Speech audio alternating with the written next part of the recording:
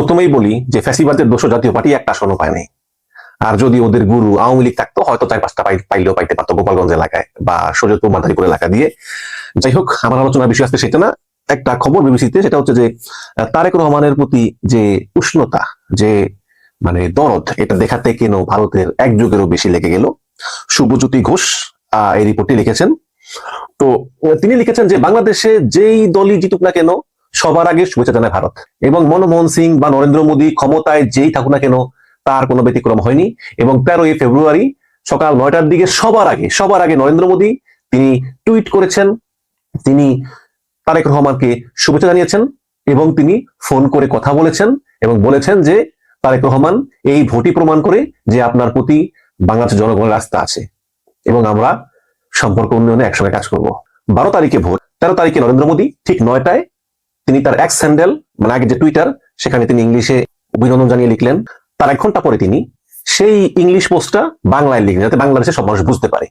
এবং তারপরে মোদী সরাসরি ফোন করলেন তারেক রহমানকে। হ্যাঁ, তাহলে বুঝাই গেল যে ভারত তারেক রহমানকে খুব পজিটিভলি নিয়েছে। হ্যাঁ, যেই তারেক রহমানকে ভারত পছন্দই করতো না এবং তারেক রহমান বিভিন্ন সময় তার প্রতিনিধি পাঠিয়ে যোগাযোগের চেষ্টা করলেও ভারত সৌজন্যমূলক সারাটাও পর্যন্ত দেয়নি, সেই ভারত এখন তারেক রহমানকে অভিনন্দন জানায় এবং এটাকেই কূটনীতিবিদরা বলছেন ডিপ্লোম্যাটিক ইউটার্ন। এবং ভারতীয় যে বিশেষজ্ঞরা তারা এটা এক বাক্যে মেনে নিচ্ছেন যে আসলে বর্তমানে যে বাস্তবতা, যেখানে আওয়ামী লীগ অংশগ্রহণ করতে পারেনি, আওয়ামী লীগ পালিয়ে গিয়েছে এবং জামাত ইসলামের শক্তি বৃদ্ধি পেয়েছে, সেই হিসাবে মধ্যপন্থী বিএনপি হচ্ছে ভারতের জন্য বেস্ট চয়েস। এবং ভারত মনে মনে চেয়েও ছিল যে বিএনপি ক্ষমতায় আসুক। হ্যাঁ, এবং তারেক রহমানকে ফোন করা ছাড়া নরেন্দ্র মোদীর কি আর কোন অপশন ছিল না? তো দেখুন, এখানে কিন্তু একটা কঠিন বিষয়। বিবিসি লিখেছে যে ভারতীয় পর্যবেক্ষকরা এটাও বলছেন যে তারেক রহমানের নেতৃত্বাধীন বিএনপি ভারতের সঙ্গে সম্পর্কের ক্ষেত্রে কিছু নির্দিষ্ট প্রতিশ্রুতি দিয়েছে বলেই এই ঘনিষ্ঠতা দানা বাঁধছে। আবারও পড়ি, তারেক রহমানের বিএনপি ভারতের সঙ্গে সম্পর্কের ক্ষেত্রে কিছু নির্দিষ্ট প্রতিশ্রুতি দিয়েছে বলেই এই ঘনিষ্ঠতা দানা বাঁধছে। এটা আন্দাজ করা মোটেও কঠিন নয় বলে পর্যবেক্ষকরা মনে করতেছেন। এটা ভারতীয় পর্যবেক্ষকরা বলতেছেন। হ্যাঁ, অতীতে বিএনপি সরকারগুলোর আমলে ভারতের সঙ্গে যতই ওঠা পড়া থাকুক না কেন, ভারত যে আপাতত সেই সব পুরানো বিষয় মনে না রেখে সম্পর্ককে এগিয়ে নিতে আগ্রহী, এখন প্রধানমন্ত্রী মোদীর বার্তায় সে কথা স্পষ্ট হয়ে গিয়েছে যে জিয়াউর রহমান এবং বেগম জিয়ার আমলে ভারতের কিছু অভিমান ছিল, সেটা ভারত মনে না রেখে এখন এই তারেক রহমানের নেতৃত্বাধীন বিএনপির সঙ্গে ভারত সম্পর্ক এগিয়ে নিতে চায়। ভারত বাংলাদেশের এই নতুন সরকারের সঙ্গে বিভিন্ন ইস্যু ধরে এক এক করে এগোতে চায় বলে বলেছেন ভারতের পররাষ্ট্র মন্ত্রণালয়ের মুখপাত্র রণধীর জয়সওয়াল। তবে ভারতীয় শাসক দল বিজেপির অনেক নেতা বলতেছেন যে যদি বাংলাদেশে হিন্দুদের উপর অত্যাচার বন্ধ না হয় তাহলে যেই সরকার আসুক না কেন সেই সরকারের সঙ্গে ভারতের কাজ করা সম্ভব হবে না। বাট তারপরেও সামগ্রিকভাবে ইউনূস সরকারকে ভারত খুবই অপছন্দ করত।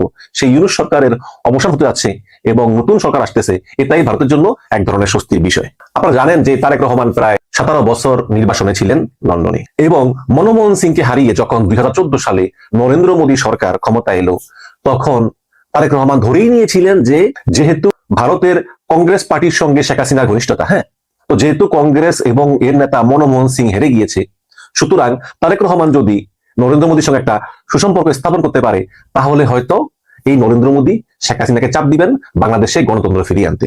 এবং এই উদ্দেশ্য নিয়ে তারেক রহমান নরেন্দ্র মোদীর সঙ্গে একটা সুসম্পর্ক স্থাপনের চেষ্টা করেন সেই 2014 সালে এবং তারেক রহমান নরেন্দ্র মোদীকে কিছু উপহারও পাঠান। নরেন্দ্র মোদীর কাছে এই উপহার পৌঁছে দিয়েছিলেন বিজেপির বৈদেশিক নেতা বিজয় জোলি এবং এই খবরের উৎস হচ্ছে তারেক রহমানের একাধিক ঘনিষ্ঠ সূত্র।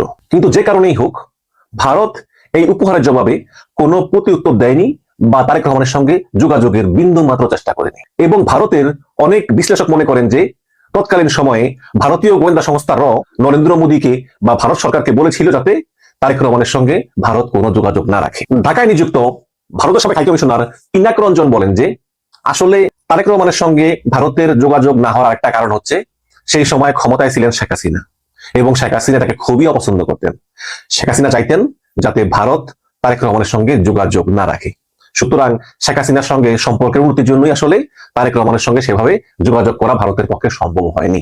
এবং এখানে বিবিসি লিখেছে যে তবে প্রকাশ্যে না হলেও বিএনপির নানা স্তরের নেতাদের সঙ্গে ট্রাক টু স্তরে বা পদ্মার আড়ালে বিভিন্ন থিঙ্ক ট্যাঙ্ক বা অবসরপ্রাপ্ত কূটনীতিবিদ এবং নিরাপত্তা কর্মকর্তাদের মারফত একটা যোগাযোগ ভারত বরাবরই বিএনপির সঙ্গে রাখতে চেষ্টা করে গিয়েছে। এবং পিনাক রঞ্জন চক্রবর্তী আরো বলেন বিবিসিকে যে সেই সময় তো আমি নিজেই এই ধরনের একাধিক বৈঠকে উপস্থিত ছিলাম, ভারতের দিল্লিতে, থাইল্যান্ডের ব্যাংককে এরকম বিএনপির সঙ্গে একাধিক বৈঠকে এই ভারতের সাবেক হাইকমিশনার পিনাক রঞ্জন চক্রবর্তী তিনি নিজে উপস্থিত ছিলেন। তবে এই তারেক রহমানের প্রতি ভারতের দৃষ্টিভঙ্গির সবচেয়ে বড় পরিবর্তন আসে হাসিনা পালিয়ে যাওয়ার পরে। সে 5ই আগস্টের পরে ভারত বুঝতে পারে যে বাংলাদেশের বর্তমান বাস্তবতায় আসলে বিএনপি ছাড়া ভারতের আর কোনো গতি নেই। কারণ জামাত ইসলামকে ভারত উগ্রপন্থী মনে করে। সুতরাং একটা মধ্যপন্থী দল হিসাবে যে দলটা আসলে বাম ডান সবকিছু মিলিয়ে একটা মধ্যপন্থী মনোভাব পোষণ করে, হ্যাঁ, সেই দলটাকে আসলে পছন্দ করা উচিত বলে ভারতীয় পর্যবেক্ষকরা মনে করতেছেন। এবং বিবিসি লিখে যে 2008 সালের সেপ্টেম্বরে বাংলাদেশে তখনকার সেনা সমর্থিত তত্ত্বাবধায়ক সরকার যখন রাজনীতি ছাড়ার মুচলেখা লিখিয়ে নিয়ে তারেক রহমানকে লন্ডন যেতে বাধ্য করে, তখন সে সময় ঢাকায় ভারতের হাইকমিশনার ছিলেন পিনাক রঞ্জন চক্রবর্তী। তিনি বিবিসিকে বলেন যে সে সময়ের কথা আমার পরিষ্কার মনে আছে এবং 2001 থেকে 2006 বিএনপি আমলের সেই তারেকের বিরুদ্ধে অভিযোগের যে পাহাড় ছিল তাতে কোনো সন্দেহ নাই। কিন্তু এখন 17 বছরেরও বেশি সময় যুক্তরাজ্যে কাটানোর পর তারেক রহমান কতটা পাল্টে গেছেন, তার মানসিকতায় কতটা পরিবর্তন এসেছে, এটা বলা খুবই মুশকিল। কিন্তু আমরা এই ধারণা করতেই পারি যে নরেন্দ্র মোদী যেভাবে এখন তার প্রতি ওপেন আউটরিচ করছে এবং মোদী তাকে চিঠি লিখছেন, শুভেচ্ছা জানাচ্ছেন বা ফোন করছেন, তাতে অবশ্যই ভারত তারেক রহমানের কাছ থেকে নির্দিষ্ট কিছু বিষয়ে প্রতিশ্রুতি পেয়েছে, এটা মনে করেন পিনাক রঞ্জন চক্রবর্তী, তিনি বিবিসিকে বলছেন। এখন প্রশ্ন হচ্ছে যে তারেক রহমান ভারতকে ঠিক কি প্রতিশ্রুতি দিয়েছেন। পিনাক রঞ্জন মনে করেন যে এখন এইসব প্রতিশ্রুতিগুলো ঠিক কি হতে পারে সেটা আন্দাজ করা কঠিন হলেও বিএনপিও আপাতত তাদের পুরানো ভারত বিরোধিতার রাজনীতিকে আঁকড়ে থাকবে না বলেই দিল্লির অনেক বিশ্লেষকরা মনে করতেছে। আগে যেমন বেগম জিয়ার আমলে বাঙাল জাতীয়তাবাদ এবং ভারত বিরোধী একটা আওয়াজ তুলে তারা ভোট টানত, মনে করা হতো যে আওয়ামী লীগ মানেই ভারতের পক্ষে, বিএনপি মানেই ভারত বিরোধী। সেই ধরনের রাজনীতি থেকে তারেক রহমান নিজেকে একটু সরিয়ে নিচ্ছেন বলেই ভারতীয় বিশ্লেষকরা মনে করেন। তারেক রহমানের বিএনপি তাদের পররাষ্ট্রনীতিতে সবার আগে বাংলাদেশ বলে থাকলেও তারেক রহমান দেশে ফেরার পর থেকে পর্যন্ত তার কথায়, তার বক্তৃতায়, তার সাক্ষাৎকারে কোথাও তিনি ভারতের বিরুদ্ধে কোনো কথা বলেননি এবং এটাকেও ভারত ইতিবাচক হিসেবে কিন্তু দেখতেছে। এবং শুধু তাই না, হবু প্রধানমন্ত্রী তারেক রহমানের উপরই যে বাংলাদেশের মানুষের আস্থা, এই কথা টুইটারে লিখতে বিন্দু মাত্র সময় নেননি প্রধানমন্ত্রী নরেন্দ্র মোদী। খুব তড়িঘড়ি করে তিনি লিখে দিয়েছেন। এখন দেখুন, দিল্লির থিঙ্ক ট্যাঙ্ক মনোহর পারিক্কর IDSA এর সিনিয়র ফেলো স্মৃতি পট্টনায়ক বলেন যে শেখ হাসিনাকে বাংলাদেশের কাছে ফেরত চাওয়ার দাবি নিয়েও পরবর্তী বিএনপি সরকার খুব বেশি জোরাজুরি করবে না বলেই তার বিশ্বাস। অথচ মোহাম্মদ ইউনূস বারে বারে শেখ হাসিনাকে ফেরত চেয়ে এটাকে খুব বড় ইস্যু করার চেষ্টা করেছিল। তারেক রহমানের সরকার বা বিএনপি সরকার বা বিরোধীরা মানে জামাত ইসলাম এখনো হয়তো মুখে মুখে সেই দাবি জানাবেন, কিন্তু তার জন্য ভারতের সঙ্গে অন্য কোনো আলোচনা থমকে থাকবে এমনটা হওয়ার সম্ভাবনা নেই বলেন ডক্টর পট্টনায়ক। এবং তিনি আরো বলেন যে গত প্রায় 1.5 বছর ধরে বাংলাদেশে অনেক সংখ্যালঘু নির্যাতন হয়েছে। ভারত বারে বারে তাদের উদ্বেগের বিষয় জানিয়েছে এবং ভারত বলেছে যে সংখ্যালঘু নির্যাতন বাংলাদেশে বন্ধ করা উচিত, কিন্তু ইউনূস সরকার বারে বারে এই সংখ্যালঘু নির্যাতনের বিষয়টা প্রোপাগান্ডা বলে উড়িয়ে দিয়েছেন। ইউনূস সরকার বলেছেন যে সংখ্যালঘু নির্যাতনের যেই অভিযোগ ভারত বলতেছে এর 99% ভুয়া। আসলে এই সংখ্যালঘু নির্যাতনগুলো আসলে শুধু সংখ্যালঘু বলে না, এগুলি জমি জমা বা বিভিন্ন অন্য কারণে হয়, বা সংখ্যালঘু নির্যাতন যে হয় না তা না, খুবই কম। ভারত যা বলতেছে তার মানে 99% মিথ্যা। এইভাবে ইউনূস সরকার প্রতিবারই ভারত সরকারের এই অভিযোগ ডিনাই করে এসেছিল। এখন তারেক রহমান সরকারের আমলে বাংলাদেশ সংখ্যালঘুদের অবস্থার কতটুকু উন্নতি হয়, কতটুকু নিরাপত্তা পায়, সেটাই এখন দেখার বিষয় বলে মনে করেন ভারতীয় বিশ্লেষকরা। তবে পশ্চিমবঙ্গের বিজেপির মুখপাত্র দেবজিৎ সরকার মনে করেন যে বাংলাদেশে যেই ক্ষমতায় আসুক, আওয়ামী লীগ, বিএনপি, জাতীয় পার্টি যেই ক্ষমতায় আসুক বা জামাত ইসলাম, বাংলাদেশে হিন্দুদের উপর অত্যাচার কখনো বন্ধ হবে না, এটা মনে করেন পশ্চিমবঙ্গ বিজেপির মুখপাত্র দেবজিৎ সরকার। এবং তিনি আরো বলেন যে ময়মনসিংহে দীপু দাস নামে একজন হিন্দু যুবককে মেরে পুড়িয়ে শেষ করে দিয়েছে ওপেন রাস্তার উপরে, এবং কিশোররা মোবাইলে ভিডিও ধারণ করছে, ফেসবুকে ছাড়ছে। তো এইসব বিষয়টা তো আসলে দুঃখজনক এবং নতুন সরকার আসলেও আসলে এর খুব একটা পরিবর্তন হবে বলে তিনি মনে করেন না। যেহেতু ভারতের রাজ্য পশ্চিমবঙ্গে বিধানসভা নির্বাচন যেহেতু আসন্ন, তাই ভারতীয় কোনো কোনো পর্যবেক্ষক মনে করেন যে এই পশ্চিমবঙ্গ রাজ্যে বিধানসভা নির্বাচন শেষ না হওয়া পর্যন্ত এই নরেন্দ্র মোদী এবং বিজেপি বাংলাদেশে হিন্দু নির্যাতন ইস্যুটাকে তারা জিয়ে রাখবে ভোট বেশি পাওয়ার জন্য। তবে বিজেপির পশ্চিমবঙ্গ শাখা বাংলাদেশের নতুন শাসকদের নিয়ে যতই উদাসীনতা দেখাক, দিল্লিতে তাদের সরকার কিন্তু রীতিমতো উচ্ছ্বাসের সঙ্গেই দেশের নতুন প্রধানমন্ত্রী তারেক রহমানকে বরণ করে নিচ্ছে, এতে কোনো সন্দেহ নাই।